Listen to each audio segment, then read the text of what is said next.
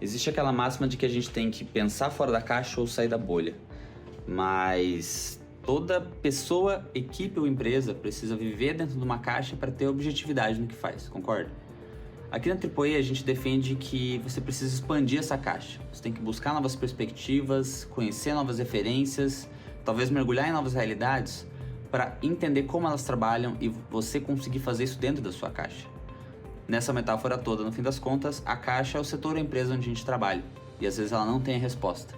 E onde expandir essa realidade, aí que vem a nossa sugestão, que são ecossistemas de inovação, e essa é a pauta do Insight de hoje.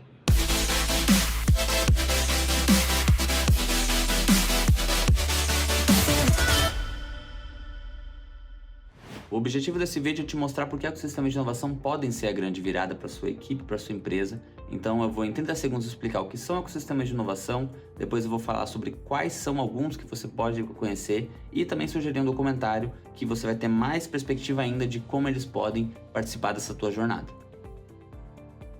Ecossistemas de inovação no Brasil são redes colaborativas que impulsionam o crescimento econômico, promovem a inovação e fomentam o desenvolvimento de talentos e tecnologias, geralmente compostos por empresas, startups, instituições acadêmicas, governos e investidores, onde todos estão trabalhando juntas para promover a inovação e o desenvolvimento tecnológico.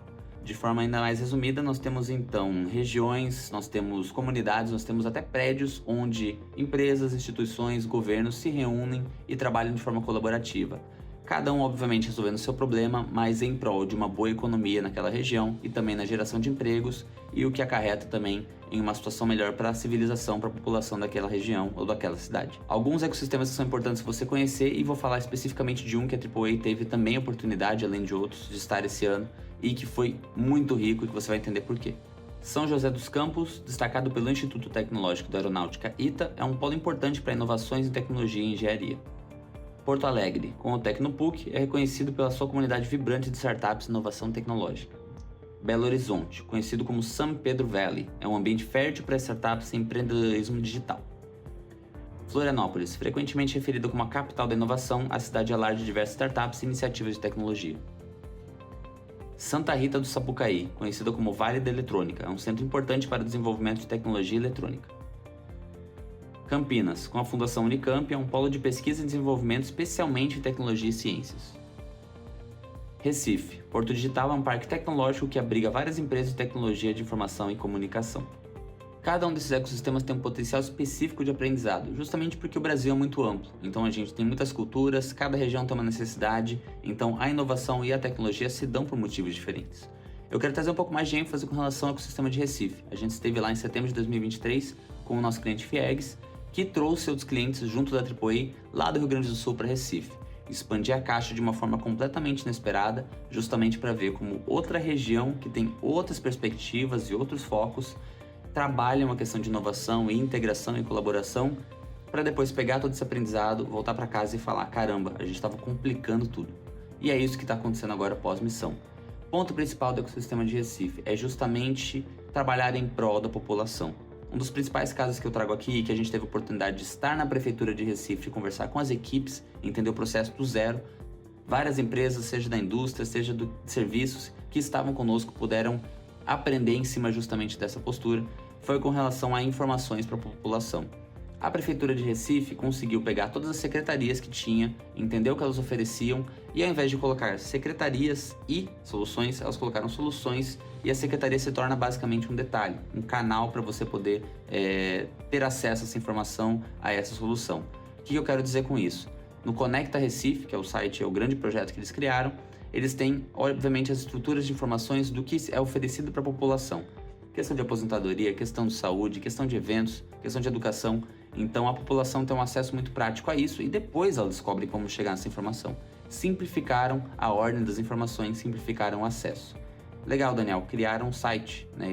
Isso é novo, isso é inovador? Já é muito inovador justamente por quebrar completamente essas barreiras da população acessar as informações. Isso faz a população encontrar empregos, isso faz a população trabalhar de forma mais colaborativa e ter maiores interações com algumas questões que a prefeitura precisa e movimenta a cidade como um todo.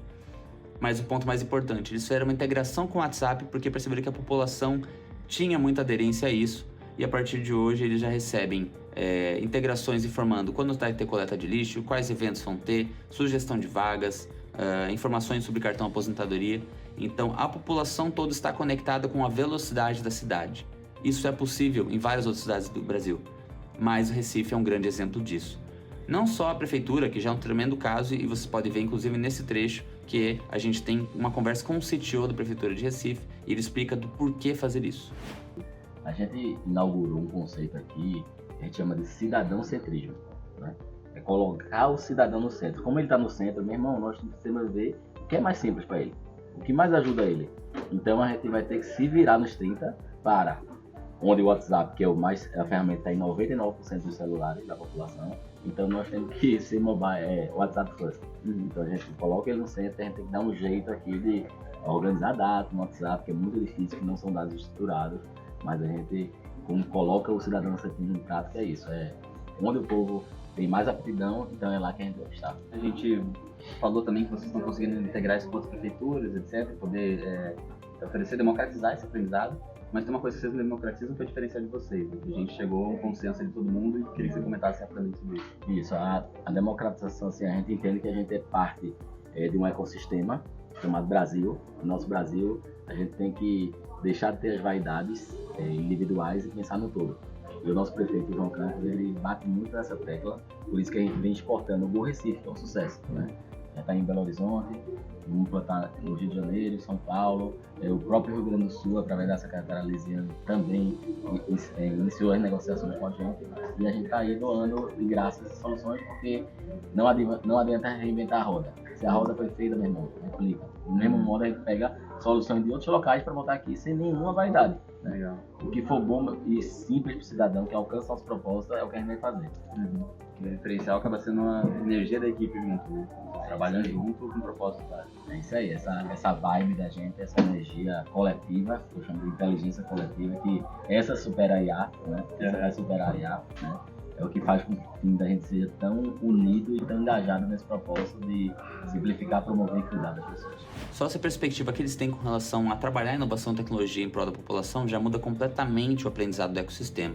Mas a gente pode visitar outras empresas junto com esses clientes para conhecer como eles trabalham essa questão de inovação e tecnologia dentro de um cenário que talvez não seja o de Curitiba, de São Paulo, até mesmo de Florianópolis, grandes polos de inovação que nem sempre vão ter a resposta para o que se busca. Às vezes é mais simples, às vezes não existe a tecnologia ou o insight naquele local. Outro exemplo é a Capiba, que trabalha justamente na produção de produtos digitais, porque não tem tanta necessidade por lá, mas ainda assim existem casos. Então, no fim das contas, a gente tem essa sobra de oportunidades para gerar produtos digitais em Curitiba, nessas regiões que eu mencionei, mas o que a gente não tem aqui que está faltando? Essa oportunidade a gente está olhando, talvez ir para um outro ecossistema e descobrir como outras empresas estão fazendo isso e tirar dúvidas na risca, justamente de como trabalham isso, a gente volte para casa e fala, caramba, tem umas 2 ou 3 oportunidades porque eu estava completamente ali. A gente teve a oportunidade também de visitar o mais extremo da inovação tecnológica e também o mais extremo da inovação criativa. A gente foi na Neurobots, que trabalha com exoesqueletos controlados pelo cérebro.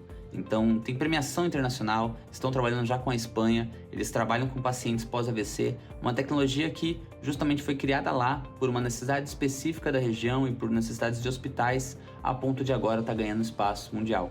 Então, como que eles começam a trabalhar isso em casa com o problema deles e como eles fazem a internacionalização? Como eles expandem isso? Quais produtos você tem ou quais serviços você tem que você nem tentou internacionalizar ainda e poderiam justamente estar a partir da mesma estrutura, da mesma metodologia?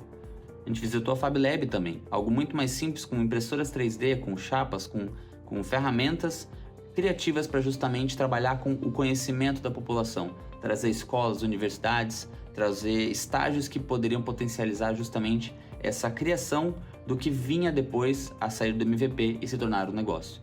Então, são vários exemplos que você vê na sua tela ali, que simplesmente é a troca ao vivo, é o olhar justamente de como é feito, com quais recursos e com quais propósitos que ajuda você a crescer a partir de ecossistemas de inovação.